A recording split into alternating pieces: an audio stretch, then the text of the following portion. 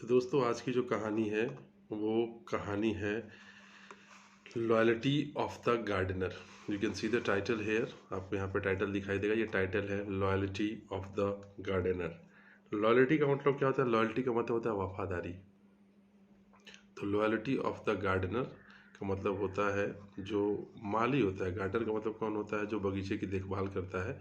तो गार्डनर की वफादारी। तो ये कहानी है, ये कहानी है अकबर और बीरबल से रिलेटेड। तो चलिए let's start the story. Story को स्टार्ट करते हैं।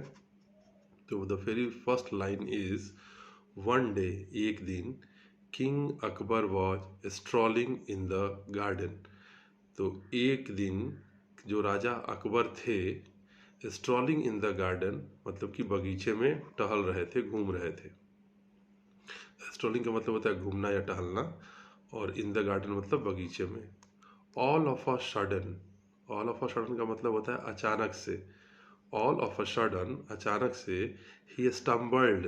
ही स्टम्बल्ड मतलब वह लड़खड़ा गए। स्टम्बल्ड का मतलब क्या होता है कि आप जब चलते समय लड़खड़ा जाते हैं, कभी आपका पैर सही तरीके से सेट नहीं होता, तो उसको स्टम्बलिंग बोलते हैं। तो ही स्टम्बल्ड, वो लड़खड़ा गए।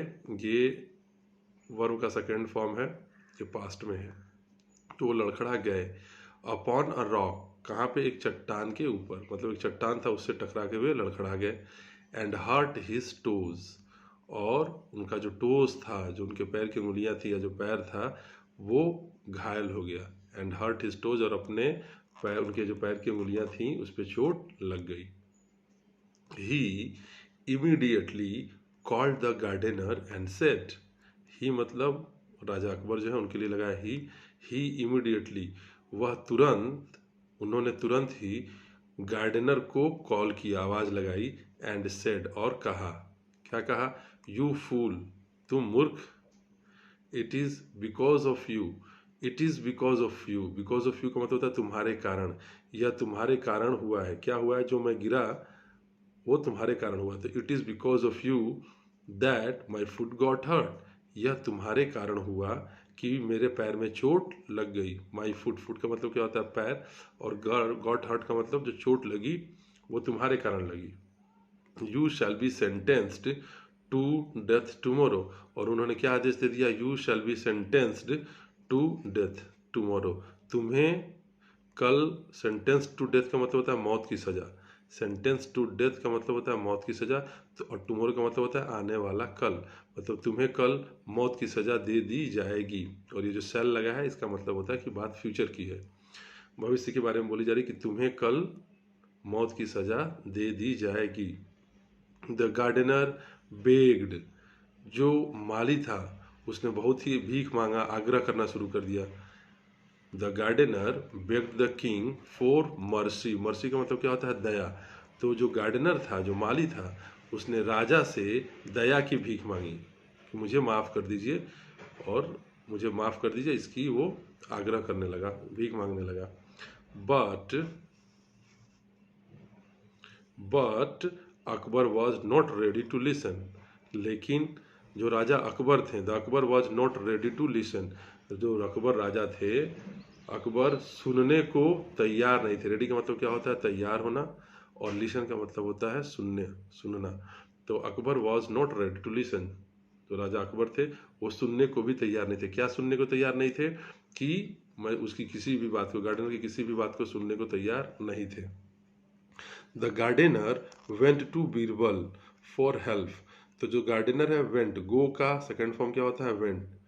तो the gardener went to Birbal, जो गार्डनर है, जो माली है, वो बीरबल के पास गया फॉर हेल्प, मदद के लिए। तो जो माली था वो बीरबल के पास मदद के लिए गया। Birbal gave him an advice, advice का मतलब क्या होता है? एडवाइस का मतलब होता है सलाह देना, ठीक है। तो Birbal gave him an advice, और ये जो गेव है, गिव का मतलब होता है देना, और गिव का सेकेंड फॉर्म है गेव। तो बीरबल ने उसे एक सलाह दी। किसे सलाह दी? गार्डनर को। And told him to act according to that, तो सलाह दी। क्या सलाह दी? एक सलाह दी। एंड टोल्ड हिम, और उससे कहा। किससे कहा? माली से कहा। टोल्ड हिम, टेल, टेल का सेकेंड फॉर्म होता है टोल्ड। तो टेल का मतलब होता है कहना, और टोल्ड का मतलब होता है कहा। तो बीरबल ने माली से कहा, told him to act according to that. According to का मतलब क्या होता है, के अनुसार। अकॉर्डिंग का मतलब होता है के अनुसार, और एक्ट का मतलब होता है काम करना। ठीक है, एक्ट का मतलब होता है करना। तो बीरबल ने उसे एक सलाह दी और उससे कहा, क्या कहा, to act according to that, कि उसी के अनुसार काम करो। किसके अनुसार काम करो, बीरबल ने जो बात कही है उसी के अनुसार काम करो।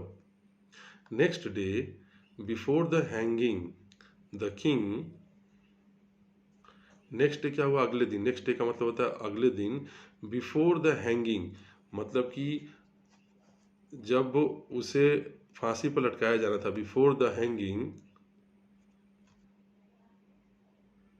तो next day before the hanging, अगले दिन उसे फांसी पर, हैंगिंग का मतलब होता है फांसी पर लटकाना, फांसी पर लटकाए जाने के पहले the king asked the gardener, the king asked the gardener for his last wish. जो राजा थे, राजा ने उसे फांसी पर लटकाने से पहले asked the gardener for his last wish, उस माली से उसकी आखिरी इच्छा, लास्ट विश का मतलब होता है आखिरी इच्छा, और आस्क का मतलब होता है पूछी। ठीक है, आस्क जो है एस के, आस्क का मतलब होता है पूछना, ये ईडी लिखा हुआ है, सेकंड फॉर्म है। तो उस राजा ने गार्डनर से उसकी आखिरी इच्छा पूछी। The gardener then cleared his throat and spat on the king's feet. The gardener then, उस देन का मतलब उसके बाद जो माली था, the gardener then cleared his throat. Clear का मतलब होता है साफ करना, हिज थ्रोट मतलब उसका गला। तो जो माली था उसने क्या किया, उसने अपना गला साफ किया। And spat on the king's feet, spat का मतलब होता है थूकना, और ऑन द किंग्स फीट मतलब राजा के पैर पर। ठीक है, तो the gardener then cleared his throat, gardener ने अपना गला साफ किया, and spat on the king's feet, और राजा के पैर पर थूक दिया। The king was furious, furious का मतलब होता है बहुत ज़्यादा क्रोधित हो जाना। लास्ट स्टोरी जो हमने पढ़ी थी उसमें भी ये फ्यूरियस वर्ड आया था। द किंग वॉज फ्यूरियस, जो राजा था वो बहुत ही क्रोधित हो गया। एंड आस्क्ड, और पूछा, क्या पूछा, why he did this, why he did this, उसने ऐसा क्यों किया। मतलब राजा ने माली से पूछा कि उसने ऐसा क्यों किया, उसने उसके पैर पे क्यों थूका। Birbal then came for the gardener's defence and said, Birbal then come, then का मतलब क्या होता है तब, उसके बाद क्या हुआ, बीरबल केम, बीरबल आ गए, for the gardener's defence, gardener को बचाने के लिए। जो गार्डनर ने उनके पैर पे थूक दिया, उस चीज़ को डिफेंड करने के लिए, उस चीज़ को बचाने के लिए कौन चला आया वहाँ पे, बीरबल चले आए। बीरबल देन केम, बीरबल तब आ गए, for the gardener's defence, gardener को बचाने के लिए, डिफेंस का मतलब होता है बचाने के लिए। एंड सेड, और कहा, योर मैजेस्टी, योर मैजेस्टी का मतलब होता है महाराज, your majesty Maharaj, there is no one more loyal than this gardener in this court. तो बीरबल ने क्या किया, your majesty Maharaj, there is no one, no one का मतलब होता है कोई नहीं, नो वन, मोर लॉयल का मतलब होता है more loyal than this gardener, इस माली से ज्यादा वफादार और कोई नहीं है, इन दिस कोर्ट, इस सभा में। तो यहाँ पे जो वर्ड लिखा गया मोर लॉयल देन, ये कंपेरेटिव डिग्री है। ठीक है, जब हम कंपेरिजन करते हैं दो या दो से ज़्यादा लोगों के बीच में तो हम इसका यूज़ करते हैं। तो बीरबल ने क्या कहा कि राजा साहब इस दरबार में, इन दिस कोर्ट, इस दरबार में, इस सभा में, इस गार्डनर से, दिस गार्डनर मतलब इस गार्डनर से मोर लॉयल, ज़्यादा वफादार और कोई नहीं है। He was worried that, he was worried that, he मतलब कौन, जो गार्डनर है, जो माली है।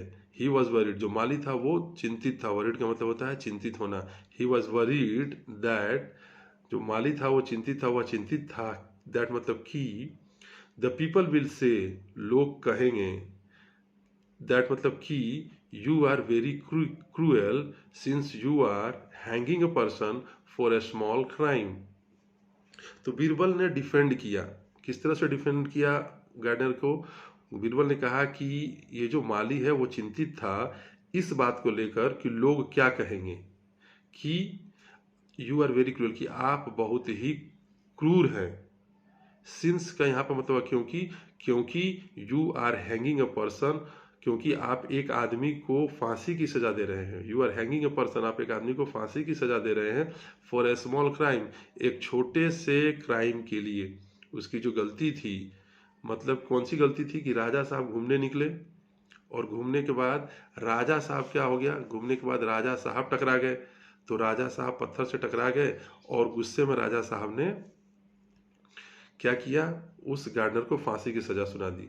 तो बीरबल ने डिफेंड करते हुए कहा कि ये जो गार्डनर है वो चिंतित है इस बात को लेकर कि लोग आपके बारे में क्या कहेंगे, कि आप बहुत ही क्रूर हैं, क्योंकि आपने एक छोटे से गलती के लिए इस इंसान को, इस गार्डनर को फांसी की सजा सुना दी। तो ये आपके लिए चिंतित है। Now his crime is more genuine to deserve hanging. Now मतलब अब his crime is more genuine. और तब बीरबल ने क्या कहा कि अब इसका जो क्राइम है, जो गार्डनर ने क्राइम किया, कौन सा क्राइम किया, आपके पैर पे थूकने का जो क्राइम किया है, आपके पैर पे इसने जो थूक दिया, ये जो क्राइम है, now his crime is more genuine. अब जो इसकी गलती है वो ज़्यादा वास्तविक गलती है। जेन्युइन का मतलब है वास्तविक, ये गलती ज़्यादा वास्तविक है टू डिजर्व हैंगिंग, और इस गलती पर इसे फांसी की सज़ा मिलनी चाहिए। तो मतलब कि राजा साहब के पैर पे जो इस गार्डनर ने थूक दिया, इसके लिए इसे फांसी की सज़ा मिलनी चाहिए, ये ज़्यादा जेन्युइन है। लेकिन अगर आपके पैर में जो चोट लगी उसके लिए आप फांसी की सज़ा देते तो लोग आपके बारे में क्या कहेंगे, इसीलिए माली ने आपके पैर पे थूका है। द किंग रियलाइज का मतलब होता है अनुभव किया। रियलाइज का मतलब होता है अनुभव करना, ये अगर डी हटा देते हैं हम तो रियलाइज का मतलब होता है अनुभव करना, और रियलाइज्ड का मतलब होता है अनुभव किया। The king realised his mistake का मतलब होता है गलती। राजा ने अपनी गलती को महसूस किया। एंड लेट द गार्डनर गो, और फिर उस माली को जाने दिया। तो this is the story all about. कहानी थी एक लॉयल्टी ऑफ द गार्डनर, एक गार्डनर के लॉयल्टी की ये कहानी अभी आपने देखी। अब क्या करते हैं कि रीडिंग प्रैक्टिस भी जरूरी है। इंग्लिश को समझने के साथ साथ इंग्लिश को सही पढ़ना भी जरूरी है, क्योंकि जो रीडिंग सही करता है उसकी वही सही तरीके से समझ सकता है। तो आखिरी में let's do some reading practice. एक बार रीडिंग प्रैक्टिस कर लेते हैं। Loyalty of the gardener, this is the name of the story. One day, King Akbar was strolling in the garden.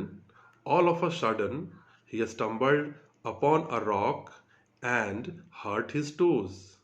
He immediately called the gardener and said, "You fool! It is because of you that my foot got hurt. You shall be sentenced to death tomorrow." The gardener begged the king for mercy, but Akbar was not ready to listen. The gardener went to Birbal for help. Birbal gave him an advice and told him to act according to that. Next day, before the hanging, the king asked the gardener for his last wish. The gardener then cleared his throat and spat on the king's feet. The king was furious and asked why he did this. Birbal then came for the gardener's defense and said, "Your Majesty, there is no one more loyal than this gardener in this court." He was worried that the people will say that you are very cruel, since you are hanging a person for a small crime. Now his crime is more genuine to deserve hanging. The king realized his mistake and let the gardener go. So this is the end of the story. I hope you understand it. फिर मिलेंगे किसी अगले video में, तब तक के लिए take care.